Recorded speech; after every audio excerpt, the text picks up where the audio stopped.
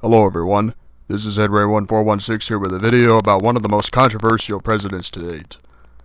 Yes, I know many historians call him the greatest president of all time. Who is the president in question? Abraham Lincoln, aka Honest Abe.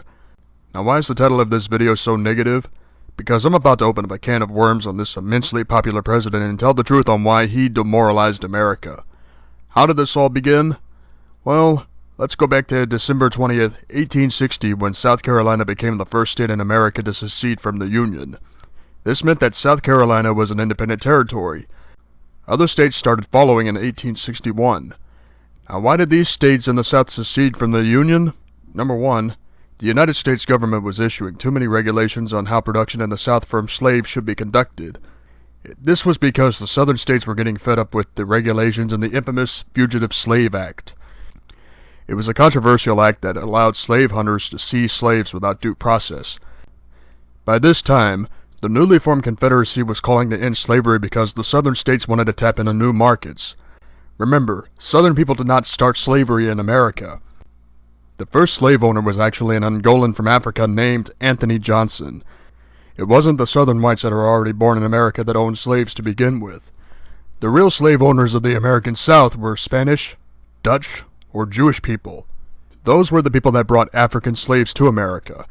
It was all because during the colonial days of America, Europe was in a competition for quality goods and they needed hardworking people that could produce the goods. That was the purpose of slavery in America, a fine example of old-school corporatism. Anyway, the Confederacy wanted to end slavery and establish a free market for all races, whites, blacks, Hispanics, without any hassle. Plus, the South made a tremendous amount of money, so they wanted to start something new and exciting. However, the United States was about to shake things up by starting a new radical party that would change the face of politics forever.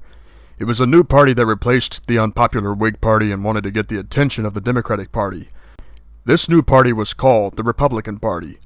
At the time the Confederacy was forming, the President of the United States at the time was Democrat James Buchanan. Many historians call James Buchanan the worst president of all time for a lot of reasons, either because he never married or because he let the southern states secede from the Union without a warning of war. Why was that? According to the United States Constitution, if you were to be armed for a revolution or if the state consented to a secession, then it was technically legal. Buchanan knew this and decided to leave it alone. Obviously, the United States was very upset by this. So the radical Republican Party searched all around until they nominated Abraham Lincoln. Now his speeches in the 1860 presidential debates against Stephen Douglas could have been very compelling. But despite winning the Electoral College, 39% of the popular votes favored Lincoln. As they say, the Electoral College dictates who is president. So basically, the Republican Party's response was not to end slavery, but to take control of the American South and implement tough regulations. This, and the North not having the kind of money the South was making, this newly radical party only had one purpose: to seize all the money from the South and increase taxes on all properties. And this was what led to the formation of the Internal Revenue Service in 1862. Now this was where things really get disturbing. The truth about the Emancipation Proclamation is that Lincoln wanted to draft the slaves into the Union to save the United States from defeat against the Confederate States. So basically, while the Civil War was going on, Lincoln used this speech to exploit slaves until the mission was done. Before Lincoln was assassinated, he authorized plans on deporting all the slaves to the jungles of Central America after the Civil War ended, proving that he was a super racist president that didn't value black people as real people. And this was something people like Jefferson Davis, Robert E. Lee, and Nathan Bedford Forrest didn't want to see this happening since they apparently freed their slaves before 1862. So the Emancipation Proclamation was a tactic to exploit and deport all black people that were in America. Let's not forget that Lincoln heavily taxed the country during the Civil War, which is exactly why the Internal Revenue Service came to existence. This emergency tax to fund the Union thankfully was repealed in 1873, but the damage was done. Because of these underhanded tactics, the majority of the South is the most impoverished region in all of America, from Texas to West Virginia. These states are suffering from poverty the most.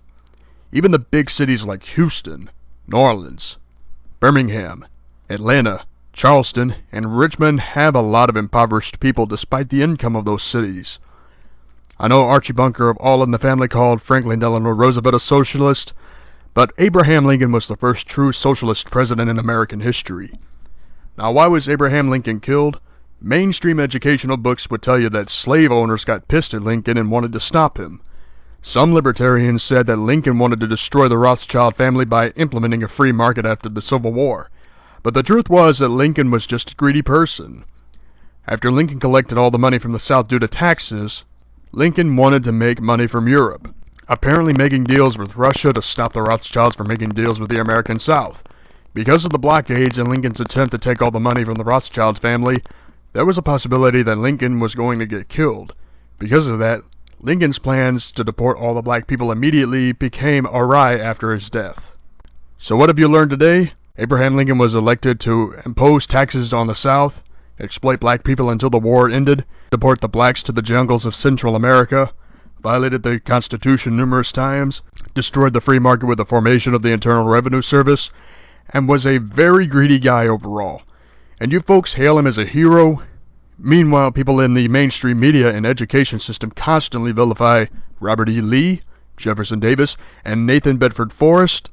First off, Forrest and the Ku Klux Klan didn't do the terrible things that historians suggested that they did. Nathan Bedford Forrest helped both the black and white communities flourish in the South during the Reconstruction period. The purpose of the original Ku Klux Klan was to stop the government from completely controlling the South. Andrew Johnson was president already. He was a vice president to Abe Lincoln, and a Democrat, mind you. The KKK wanted to stop carpetbaggers from taking advantage of Southerners at a time where taxes were high and many things were unaffordable. So there you go. I hope this video opened the eyes of staunch supporters of Abe Lincoln, realizing that Lincoln was very evil compared to the Southerners that were involved in the Civil War. Anyway, I'm Ed Ray, and I'm out of here.